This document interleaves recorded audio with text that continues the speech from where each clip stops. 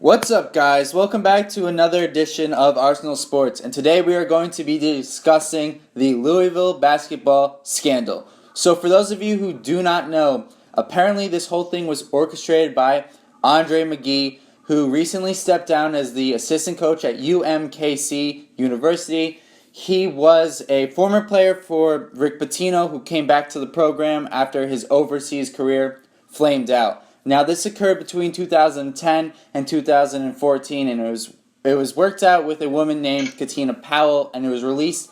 The details of this were released in her book. Now, McGee would set up the transactions with her, and they would bring in escorts and strippers to these parties, and these parties were huge. Like, they described them as being in a strip club. Now, some of the players who have been already, I guess not confirmed, but they have been suspected of being there. Alleged have been Antonio Blakeney, Jordan McKee, Jaquan Lyle, three big-time recruits who didn't end up signing at Louisville, but three players who did were Terry Rozier, Montrezl Harrell, and Russ Smith. Now, this is huge news. I mean, this is a huge competitive advantage for Louisville basketball, and it gave them oversight and opportunity to get an edge over these other schools. Yes, that's right, and I think that the biggest problem here is the apparent idea that Rick Pitino somehow had no idea what was going on. When these coaches in these programs, they get so much credit. They're looked at as control freaks by some people. Like I said, they get so much credit for doing all these great things with their organization and being on top of the players and being great role models, and yet somehow when there's an issue, when there's a controversy that comes up, they have no knowledge of it, and it falls on some scapegoat's shoulders. I think that Pitino, I do think in a situation like this, it's hard to assume guilt before innocence, but with the way Pitino was acting, he's telling, he said to McGee to come forward and speak the truth, I believe, correct? Right, yep.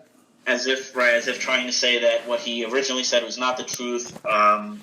Well, he hasn't said anything yet. He has adamantly said that he will not resign, and then he said he's done talking about the recruiting accusations, that he won't speak in media day. So these are very suspicious actions to me, to a person who's supposed to be innocent. Right. I know that if this was something that I would be accused of, that I would get out there and I would say, I'm innocent. You know, you can ask me all you want, but my story is the same because it's the correct story.